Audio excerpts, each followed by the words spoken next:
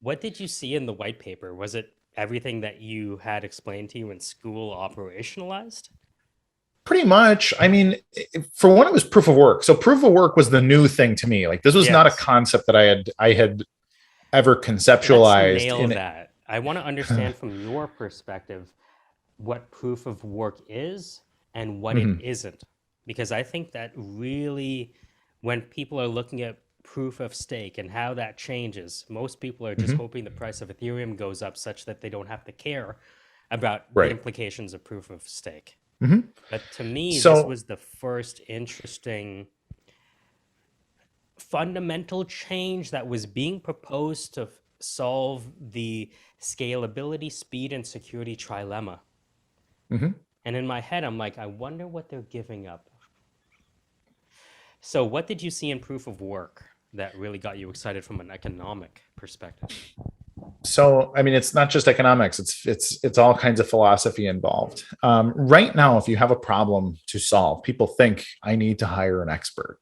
Like if your house is leaning, I need to talk to a structural engineer, and I'm going to lean on his knowledge, his this hidden intelligentsia to solve this problem. And what stood out to me about proof of work is that it's essentially a guess and check system of every possible reality. This is how Doctor Strange figured out the right way to kill Thanos ultimately. He checked whatever it was, 14 million possible futures, right? So, was it brute force? It is brute force. Proof of Okay. work is brute force. Proof It of is the work is perfect way brute to put force. it, which I had a little bit of experience in because like using Hashcat and things like that to noodle your way into cracking shitty passwords. That was something that I understood. Like, oh, okay, so we're looking for a targeted hash, and if we find it, if we're the first one to brute force the Mhm. thing, we win. Like that's awesome. So it's this game, but it's a game using this aspect of cryptography that I had a decent understanding of. But it's Yeah. not just that. It's the fact that like, why the hell is it that? Like, it's such a weird concept to be like, yes, brute forcing every block is the way we're going about it. It seems like a weird thing on the It seems surface. like the opposite of everything you were taught on day one of computer science class, which is if you're going Yes. to output this times table, right? This one times one times two to one times 10, you Mm-hmm. will fail, right? Yep. And get kicked out of class if you brute force the answer. You're supposed to use a for Yes. loop that iterates, right? Right. There's an So, efficient way to solve this problem, and Bitcoin does it inefficiently. And to me, so what it does, and and you're saying that's Daniel a Craig, feature. yes, Daniel Krawitz explained this part really, really well. Like reading his stuff back in the day is what really made this Mm, click. mm. And so I'm really honored to be a friend of his today because he was a guy who, when I read his stuff back in the day, I was like, oh my God, like this guy. Yes. But what it is so you're creating this, like it's a costly signal. You're saying it is worth it to me to do this absurd dance in order to find this block because the block has value. And it's like the peacock's tail or the excessively large deer antlers. Like these are things that look like they're a negative evolutionarily, but what they do is they attract power. It shows that, you know what, I have the might to bear these antlers and no one has killed me yet. And what does that indicate about me? It's like an old soldier, it's like do I want to get in a fight with a 60-year-old man who's got Yeah. like scars on Yeah, his yeah, yeah, face? It's yeah, like, yeah, no, yeah. this guy has survived Like, way more than I and could throw at him. he'll survive more than me. It's funny because I'm trying to think of my buddy Ahmed. He taught me. You ever come across cucumber and gherkin as a way to write specifications that will test code? So imagine you could have Mm, like a scenario and you can actually write it out as a spec, and the spec will mhm. test your code for that use case, Oh, interesting. Well, right? that's cool. I'm thinking about this. So as a blank, I want the hash solution such that I can get paid. Yes. So if you mine the block, whoever brute forces the block gets at the time, I think it was 50 or 25 coins Okay. if you mine the block. Hmm.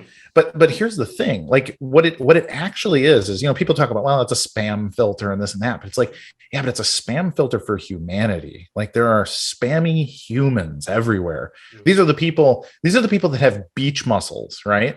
guys that work out a lot but have never been in a fight, for example. Yeah, and they'll get wrapped up in jujitsu in 2 seconds. Yeah. Exactly. So, you get a guy who's like, he doesn't look super cut, but like he's a black belt in jiu-jitsu, and he's been doing Muay Thai for 12 years, and it's like his elbows are cut. Yeah.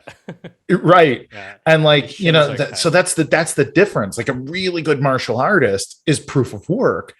And beach muscles are in their own way, but not in that competition. And that's the point about Bitcoin, is it's about being fit, but it's about having prepared yourself for the fitness test of Bitcoin. And so proof of work was like, oh my God, this is a way to stop all the posers and the losers and the people that are really good at talking but not really good at doing. Mm-hmm. Like they have to either do the work themselves, or they have to team up with somebody who is capable, or a group of people that are capable of burning money and doing this ridiculous thing in order to mine these blocks. And so I want to understand that, because let's bridge those two worlds. So proof of work requires computing power to brute force a hash solution for which you were compensated for. Why was that such an innovation to unlock actual work beyond the miners doing it? Sure. How does the other part of the market start? So more than anything, the problem with every other monetary system on Earth, aside from gold is mined.